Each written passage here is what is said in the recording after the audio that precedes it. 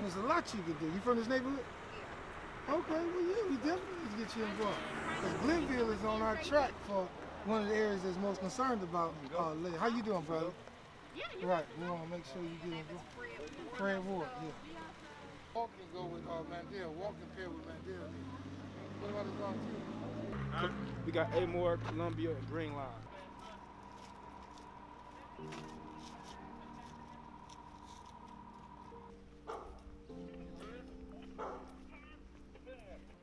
I am passionate about this work because I believe that knowledge is power. This takes a group effort, and we are the ones that we've been waiting for. It is now and it's time for us to protect our babies, connect to the people so that the people can connect to the Lead Safe Resource Center. There's a lot of resources on here. The email is right here. All you gotta do is just look up the website. Everything you need, it will explain it to you.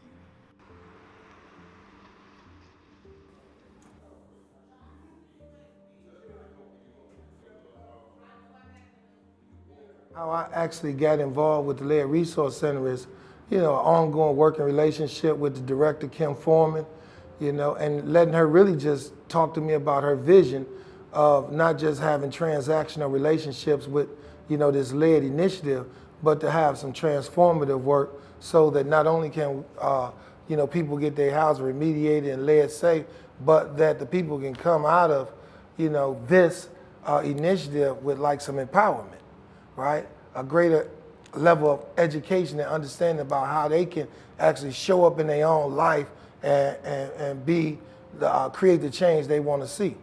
I think when I heard about like what Kim Foreman and Environmental Health Watch was doing with this lead initiative, I was like, wow, you really about to stretch the envelope. And so I felt that it was a noble thing that she wanted to do. I think this is something that could be mirrored as a national model, and I wanted in on that. Because in order for her to really get this off, she gonna have to really think through a lot of old ways of thinking that haven't worked but are still in place. And so, I just wanted to make sure that I could do everything I could possibly do and bring my resources to the table to make this happen. So I'm excited. I started actually really just volunteering, passing out literature with Watt, and didn't even know anything about this process. And then once I started learning more and reading more, it made me want to get involved more with helping, making these homes become lead safe. So your plastic is coming out 10 feet, your border is 20 feet out. That's the hazard tape, the signs, that's 20 feet out. If you can get 20 feet out of it. And the 10 feet containment on the ground is 10 feet out per level.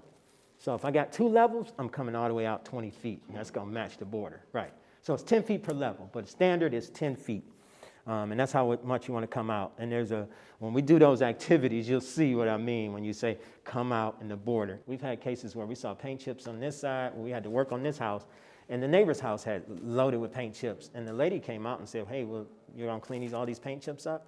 And we looked at her house. Her house was flaking just as bad as this house. And we wound up cleaning them up for her, because just to eliminate the hazard. But she was really expecting us to clean them up. Like, that's what we came to do for the neighborhood. It was like, no, we came to do this specific house. We don't want to clean the whole neighborhood.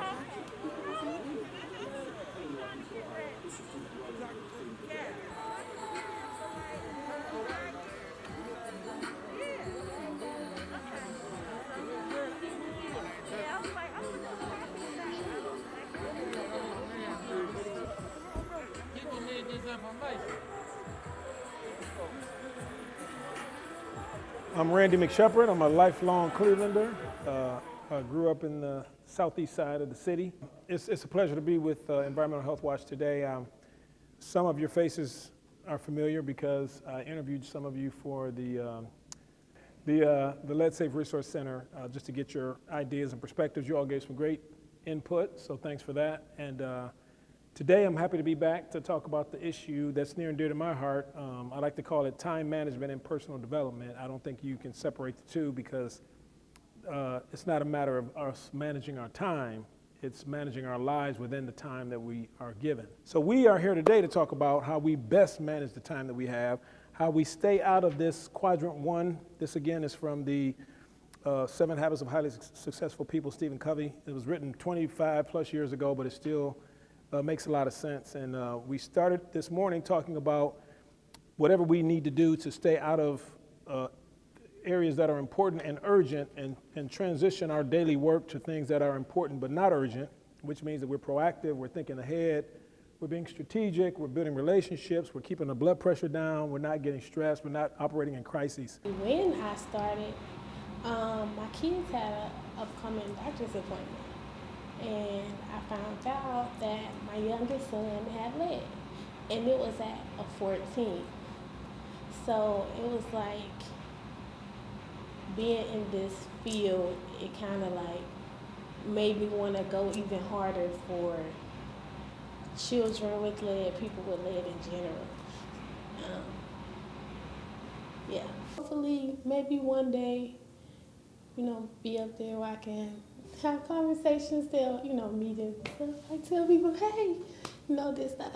I don't really know, but yeah. Hopefully just go around the country and be like, let me tell y'all about lead.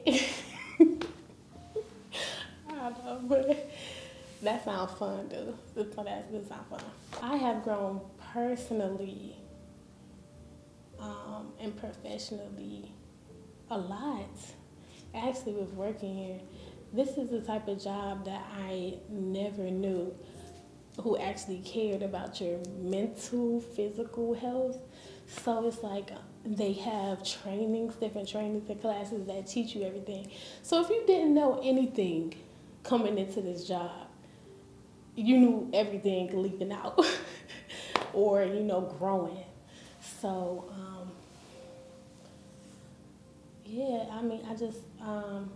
I learned a lot, like time management. Even from starting to dress better, going to work, I thought that even made me feel better. I think it's important to know who is important in our lives and who really backs we stand on and shoulders we stand on, and also recognize, right, and give people their flowers while they're here. Recognize who groomed us, who helped us, who mentored us, and also the organization you're a part of. How did it start? How did it begin? Understanding and learning the story. In 1980, there was an elderly woman, I can call her an old lady because I'm an old man, the elderly woman that lived in Kinsman in this area, Forgotten Triangle area, and there was a vacant lot next door to her, and in the middle of the night, some truck came by and dumped 4 barrels, leaking barrels of some kind of chemical. She called environmental agencies, she called everybody, and nobody really could figure it out what to do about these barrels that didn't have any name on them as to what was in there, that were leaking and that were emitting these fumes that were making this poor lady sick. Well, Marge is the woman from Legal Aid who actually started EHW, because what she did is she said, well, this is a problem. This is a problem called midnight dumping, and we're seeing it all over the city in poor areas, of course, where else? But even by 1980, locally, people didn't know how to deal with them, the agencies, the government. So that's one of the first things that EHW worked on, is to try and say, okay, we got these laws, they sound pretty good, how can we actually get them to be helping people? Everybody has given me a different strength of theirs and loaned it to me until they felt like I could be on my own. And it's kind of satisfying to be able to be in a room with these people, because they're not going to let you fail. If you do fail, it's because you haven't gave your all like they're giving you theirs. And they truly invest in people and in each other. That's what I've learned from my coworkers and mentors. I look at them all like mentors because they're all teaching me things I've never known.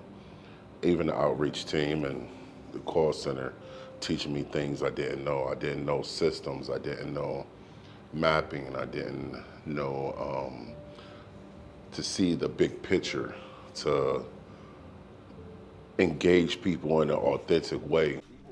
I painted the first unit, downstairs left side, upstairs third floor, left side. That's crazy. Yeah. So I've been able to activate the residents in my community based off the knowledge that I've gained from the Lead Resource Center. You know, we do a lot of heavy, intense data research. You know, we do a lot of things in the Lead Resource Center. So I've grown professionally by just doing a lot of studying and activating my people inside of the central community and just the surrounding community. So yeah, that's how I've grown professionally, by learning how to activate and build capacity.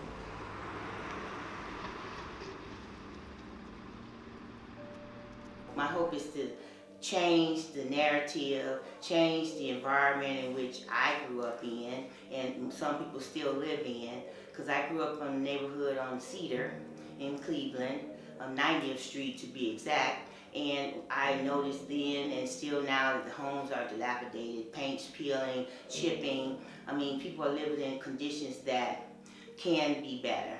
So hopefully with the growth of the coalition and the Lead initiative, things will change.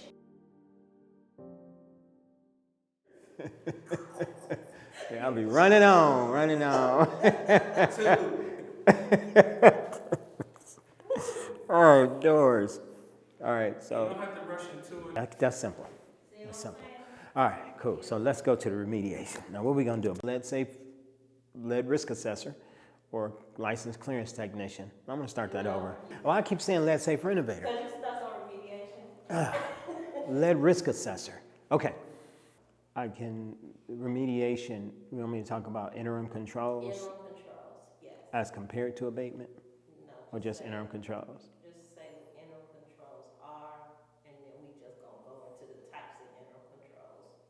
You know, that's what you just did. Okay. Example, And so, but now we need to define it. just define it. What are Okay. So I'm here at the Lead Safe Resource Center, and I want to talk about cleaning, and specifically cleaning to pass clearance, as well as just keeping a unit clean. Windows are big producers of lead dust. So for instance, if this window was painted with lead paint, it makes this window a friction surface. So just by it going up and down in this jam, it's going to create dust, and that dust is going to fall in this window well. I'd like to introduce myself. My name is Fred Ward, longtime Clevelander, right?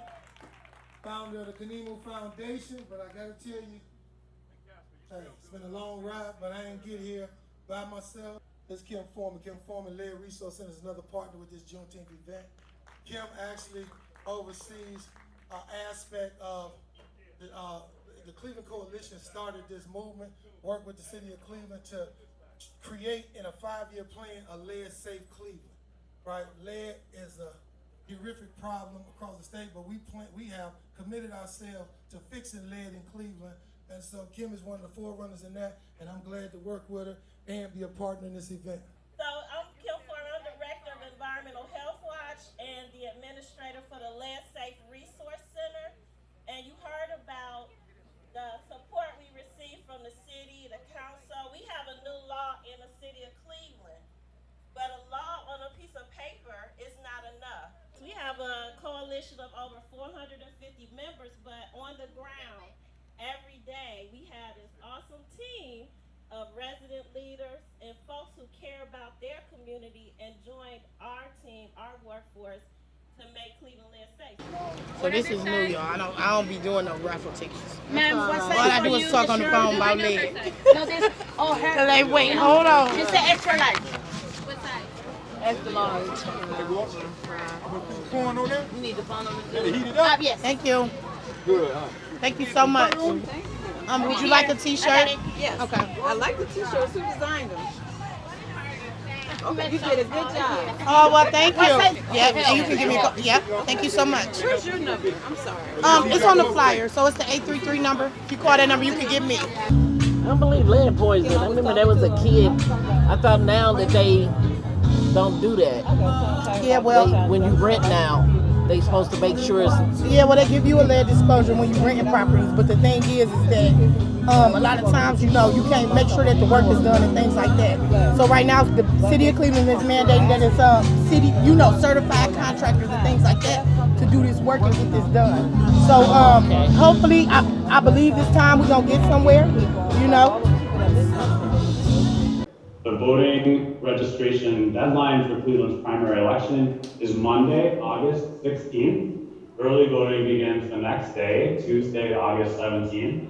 And our primary election day is Tuesday, September 14th. It was just honor for us to be in this space, as all of us, whether we residents of Cleveland or have a stakeholder in Cleveland, for us to come together in a safe space and to really just hear each mayoral candidate they share some of their platform, but also address some of the questions that some of us may have. This mayoral forum is so important because this is, an extension of LEAD 101 education, civics 101, allowing residents to know what precinct committeemen are, how you can get involved, how you can become one, how if you don't feel like you properly represented, you can actually change your precinct committee person, right? Until we vote and turn out, our voices are going to be silenced. We live in this democracy. We have to vote. People saying my vote don't matter. Then you got people in Cleveland saying I'm a felon, I can't vote. All of these stigmas is lies told to us, and people believe it. So we have low voter turnout. So when we start screaming our voice in March or April next year, and we want something, we ain't gonna get no change. When you telling me that elected official, like, man, well, y'all don't even vote in that precinct. You crying about what? Well, you may get a bare minimum, which is wrong still because you still a resident. But it's just bad how the cycle is. I have been with the Safe Resource Center for 3 years. I'm going on my third year, I think, I'm going on my third year. I am proud to say that because in the past I have not been able to be at a job for that long, but with the passion and the drive that I have for this this purpose and learning something new, I've been able to be here that long. I've grown personally and professionally in so many ways. So just to say the least, I've grown personally by being able to maintain my own place and things like that for myself and my son, and also professionally by able to gain a leadership position at the LEAD Safe Resource Center. So I am humbled about that. So a lot of challenges have been, I guess, just first starting out, a bumpy road. It was a little bit hard. I guess not even hard, but challenging, dealing with so many calls and things like that by just being myself in the call center. Now I have a team with a couple people up under me, so it's absolutely wonderful now. And some successes have been just overall just making that, touch. I mean, just kind of bringing light into, a person's day as far as just kind of helping them out through something. So everybody, I'm Walter Patton. If y'all don't know who I am, that's my name, Walter Patton. I do Create Art Not Violence. That's a youth art initiative for trauma. So this was the thing that I wanted to put together with Cassandra, Ghetto Therapy, in order to reach the parents. So that's what I did. But Monday through Friday, or during the week, I am a LEAD outreach specialist for the LEAD Resource Center. So I'm hitting all 17 wards of the city. Rain, sleet, snow, we knocking on doors, we passing out information, and we just trying to raise the awareness of the importance of LEAD, the LEAD certifications, getting kids tested, just the overall importance of LEAD. So that's what I do all during the week. Sir, being in that special needs arena, because those ADHD, autism, all of those things can have a association with those things, because as Akbar taught me in a few weeks ago, in October, that LEAD is transferable from mom to child. The reason why I'm passionate about the work I do is because every day I get to go out and see my own city that I love, and I get to talk to people. And it's not that I'm selling you anything, I'm just talking about lead prevention and helping you and give you some information that you can carry along. So that's all we're trying to do, is trying to spread the word of what we're doing. We're doing good things, so that's why I'm passionate about it, because I get to go door to door and talk to almost everybody in this whole city of Cleveland. I learned more about lead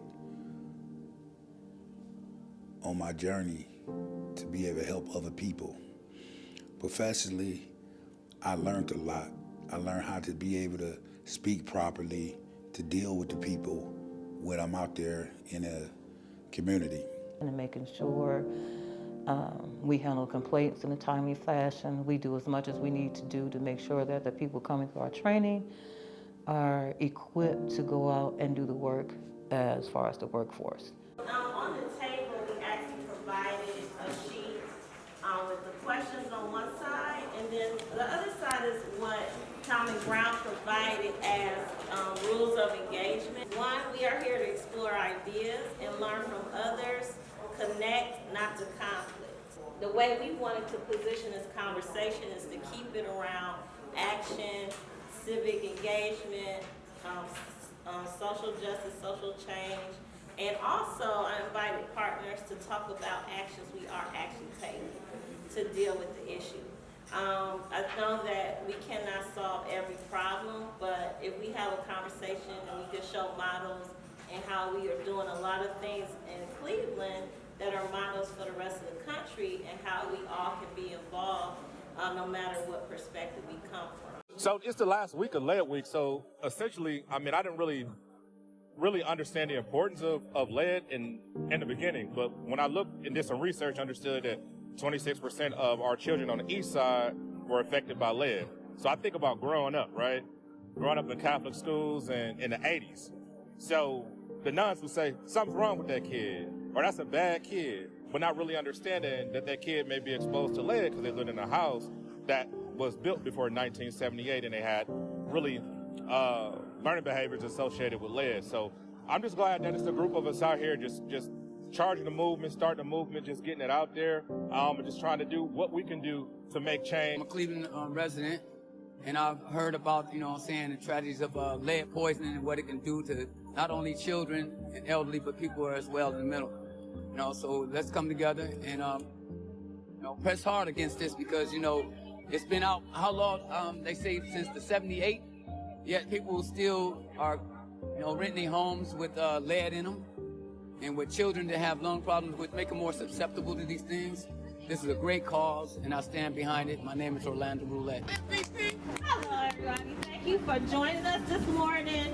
We really are here for an important purpose and reason. We thank our landlords, our partners, our funders. We want to encourage you to talk to your friends, your families. If you have children under 5, to give us a call at the Lead Safe Resource Center. Join the Lead Safe Cleveland Coalition because we need to keep our children safe so they can thrive.